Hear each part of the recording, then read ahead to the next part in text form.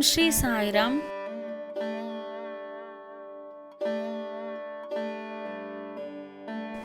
Shri Shirdi Sai Baba Jivita Charitra Parayanam, Chapter 49.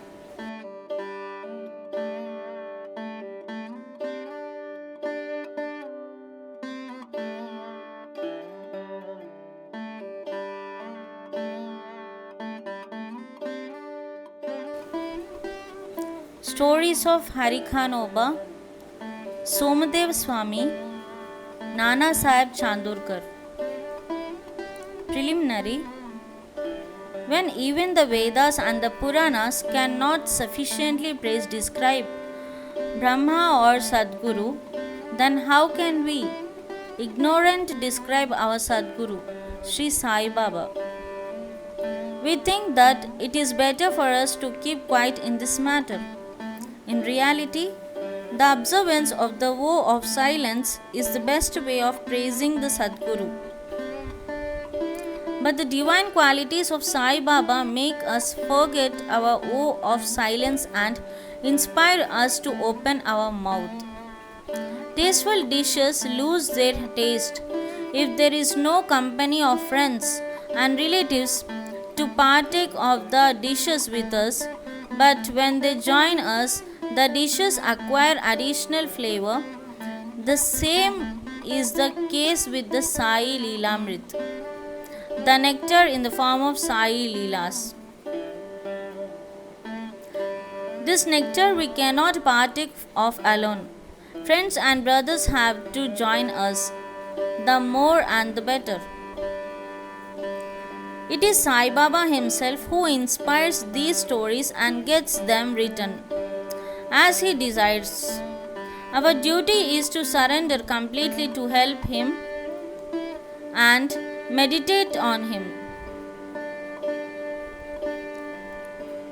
Practicing penance is better than pilgrimage, vow, sacrifice, and charity. Worshipping Hari, Lord, is better than penance, and meditation on the Sadguru is the best of all.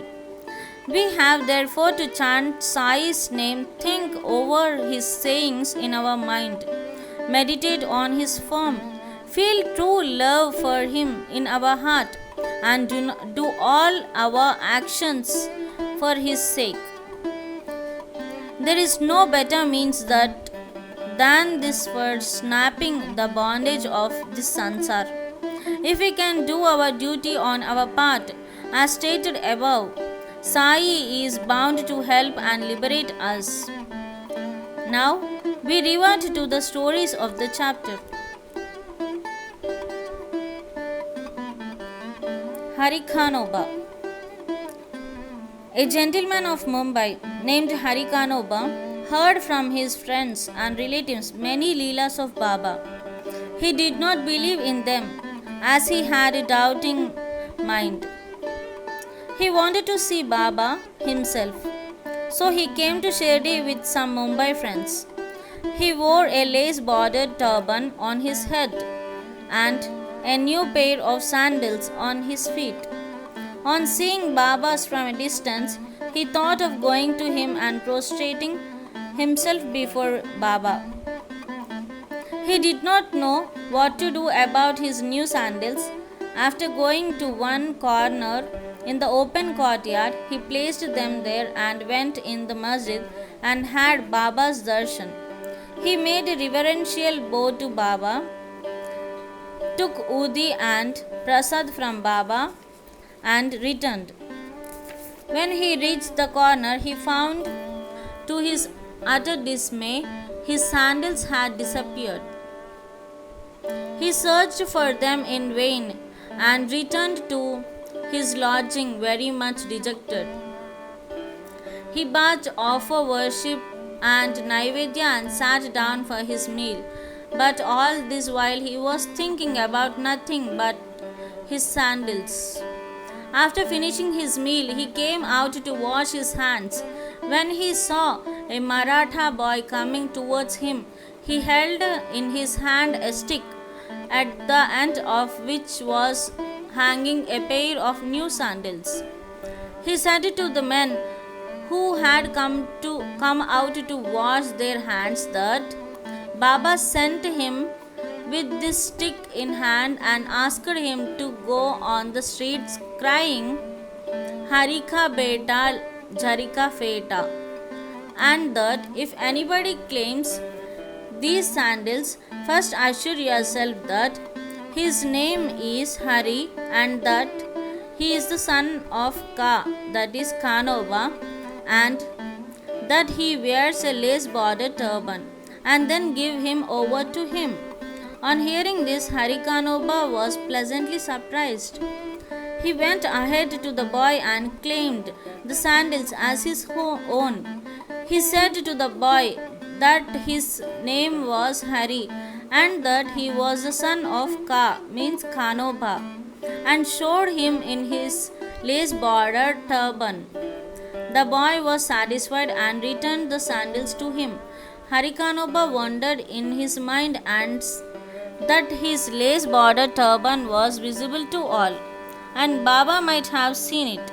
But how could he know that his name was Hari and that he was the son of Kanoba?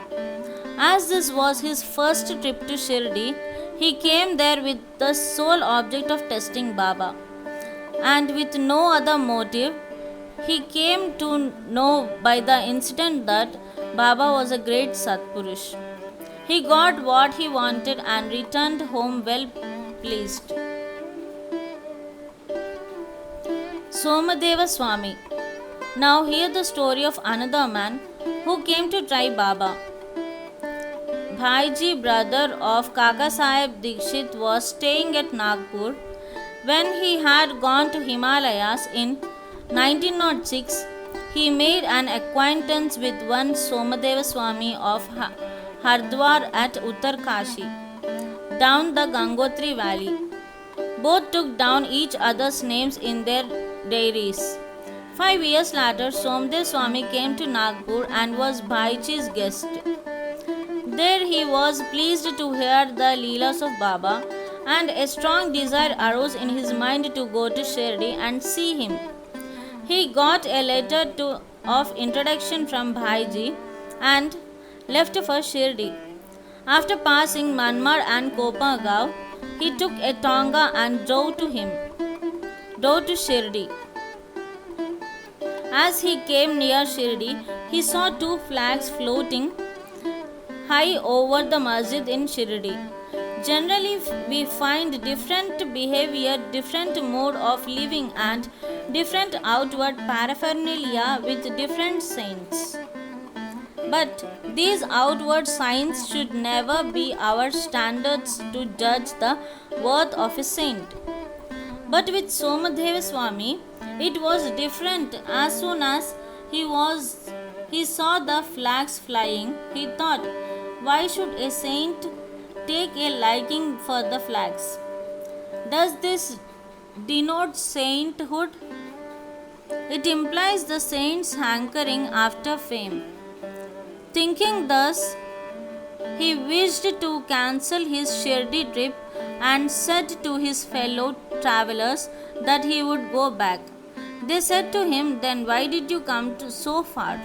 If your mind became restless by the mere sight of the flags, how much more agitated would you be on seeing the Rath, the palanquin, the horse, and all other paraphernalia in Shirdi? The Swami got more confounded and said, no such sadhus with horses, palanquins, and tom-toms have I seen, and it is better for me to return than visit such a sadhu. After saying this, he started to return. The fellow travelers pressed him not to do so, but to proceed. They asked him to stop his inconsistent way of thinking and told him that the sadhu, that is Baba, did not care a bit for the flags and other paraphernalia, nor for the name. It was the people, his devotees, who kept up all this paraphernalia out of love and devotion to him. Finally, he was persuaded to continue his journey, go to Shirdi and see Baba. When he went and saw Baba from the courtyard, he melted inside. His eyes were full of tears. His throat was choked, and all his evil and crooked thoughts vanished. He remembered his Guru's saying that is our abode and place of rest, where the mind is most pleased and settled. He wished to roll himself in the dust at Baba's feet, and when he approached Baba, the latter got wild and cried aloud, "Let all our humbug paraphernalia be with us. You go back to your home. Beware, if you come back to this masjid again, why the take of darshan of one who flies a flag over his masjid? Is this a sign of sainthood? Remain here not a moment." The Swami was taken aback by surprise. He realized that Baba read his heart and spoke it out. How omniscient he was! He knew that he was least intelligent and thought that Baba was noble and pure. He saw Baba embracing somebody, touching someone with his hand, comforting others, staring kindly at some, laughing at others, giving Udi Prasad to some, and thus pleasing and satisfying all. Why should he alone be dealt with so harshly? After thinking seriously, he came to realize that Baba's conduct responded exactly to his inner thought, and that he should take a lesson from this and improve, and that Baba's wrath was a blessing in disguise. It is needless to say that later on, his faith in Baba was confirmed, and he became a staunch devotee of Baba. Nana Sahib Chandorkar, Hemad Pant concludes this chapter with a story of Nana Sahib Chandorkar.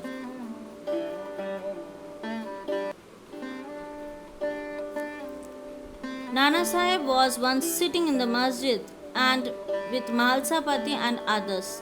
A Mohammedan gentleman from Bijapur came with his family to see Baba. On seeing veiled ladies with him, Nana Sahib wanted to go away, but Baba prevented him from doing so.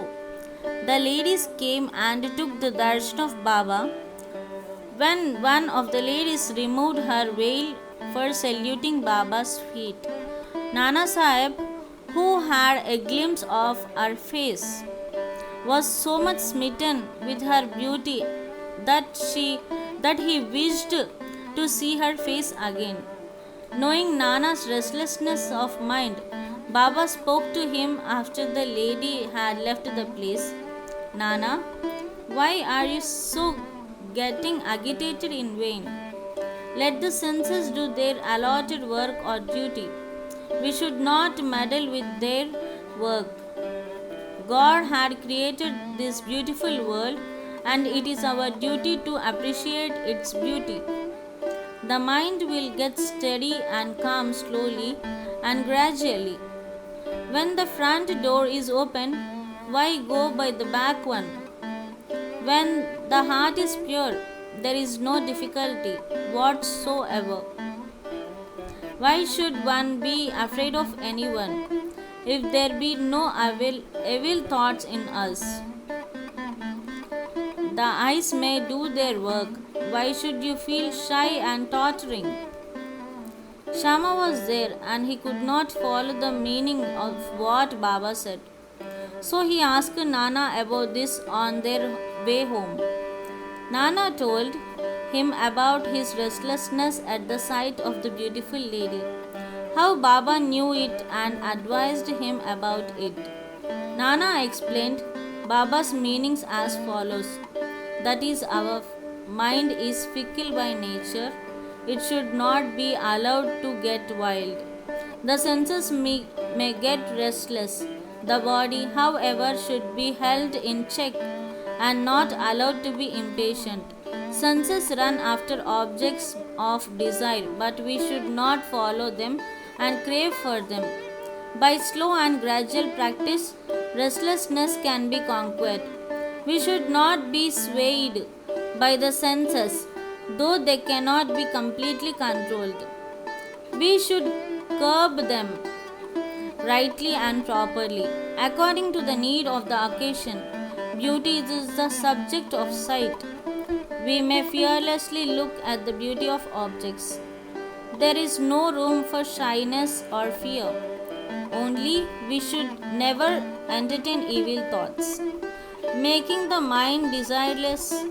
Observe God's works of beauty.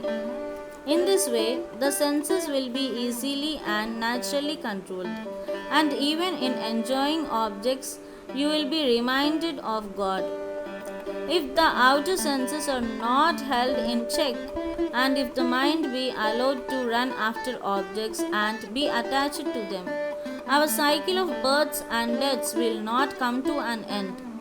With Vivek means discrimination as our charioteer, we will control the mind and shall not allow the senses to go astray. With such a charioteer, we reach the Vishnupada, the final abode, our real home, from where there is no return. Bow to Sri Sai and peace be to all. Om Sri Sai Ram. Sai Ram. Sai Ram.